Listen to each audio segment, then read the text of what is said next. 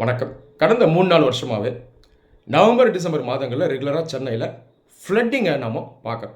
சொல்லப்போனா தமிழ்நாட்டுக்கு October, November மாதங்கள் தான் ரெய்னி சீசன். ஆனா இப்போ நவம்பர், டிசம்பர்ல தான் மெயினா ரெயினே வருது. இந்த சீசன இப்ப ரெய்னி சீசன்னு சொல்றதுக்கு பதிலா ஃப்ளட்டிங் சீசன் அப்படின்னு சொன்னா தான் இப்ப கரெக்ட்டா இருக்கும் போல இருக்கு. சரி, இந்த அதிகமான மழைக்கு கிளைமேட் சேஞ்ச் ஃபேக்டர் ஒரு காரணமா இருந்தாலும், இந்த ரெகுலர் ஃப்ளட்டிங் ஆகுது இல்லையா சிட்டில, இதுக்கு ஒரு முக்கிய காரணம் அன்சஸ்டைனபிள் அர்பனைசேஷன், அளவுக்கு மீறிய நகரமயமாக்கல். இதில் நம்ம ஒத்துக்கோன்னு சொன்னால் தனிநபர்கள் ஒரு பெரிய மிஸ்டேக்கை நம்ம பண்ணுறோம். நம்மளை நிறைய பேர் வீடு கட்டும்பொழுது பூமியை கம்ப்ளீட்டாக கவர் பண்ணிடுறோம், கான்க்ரீட்டை வச்சு மூடிடுறோம். துளி அளவு கூட மண் தெரிவது கிடையாது. இப்போ மழை பெய்யுதுன்னா அந்த மழையை நம்ம வீட்டுக்குள்ளே இருக்கக்கூடிய அந்த பூமி இருக்கு இல்லையா, இது உள்வாங்கும், பெர்குலேஷன் ஆகும். அப்போ தான் அந்த மழை நீர் பூமிக்குள்ளே போகும், நிலத்தடி நீர் அதிகமாகும்.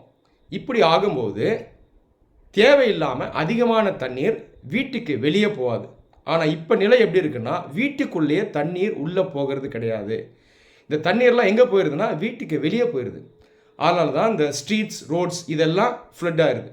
இப்போ ஃப்ளட் ஆகிறதுனால நம்மளால் வீட்டை விட்டு வெளியே போக முடியறதில்ல. இதை நீங்கள் சென்னையில் பல இடங்களில் பார்க்க முடியும். ஒரு சில இடங்களில் ஃப்ளட்ஸ் ரெகுலராக நிற்காது. உத்து கவனிச்சிங்கன்னா இந்த பகுதிகளில் மரங்கள் அதிகமாக இருக்கும். அது இல்லாமல் வீடுகளுக்குள்ளே பார்த்தீங்கன்னா அவங்க பூமியை ஓப்பனாக வச்சுருப்பாங்க, மழை நீர் டைரெக்டாக உள்ளே போகும். அது இல்லாமல் ப்ராப்பராக ரெயின் வாட்டர் ஹார்வெஸ்டிங்கும் பண்ணியிருப்பாங்க. இந்த நிலை தொடர்ந்து போகுது அப்படின்னா தொடர்ந்து சென்னையில் ஃப்ளட்ஸ் வந்துக்கிட்டே தான் இருக்கும். அட்லீஸ்ட் ஃப்யூச்சர்லையாவது நம்ம பில்டிங்ஸை கன்ஸ்ட்ரக்ட் பண்ணும்போது பூமியை ஃபுல்லாக கான்க்ரீட்டில் மூடக்கூடாது, சாயில் எக்ஸ்போஸ் ஆகிருக்கணும். அது இல்லாமல் எல்லா வீடுகளும், கமர்ஷியல் எஸ்டாப்ளிஷ்மெண்ட்டும் கம்பல்சரியாக ரெயின் வாட்டர் ஹார்வெஸ்டிங்கை பண்ணணும். ஸோ இந்த முயற்சியை நம்ம எடுத்தோன்னா தான் ஃப்யூச்சரில் ரெய்னி சீசனில் சென்னையில் வரக்கூடிய ஃப்ளட்ஸை நம்மளால் குறைக்க முடியும். நன்றி.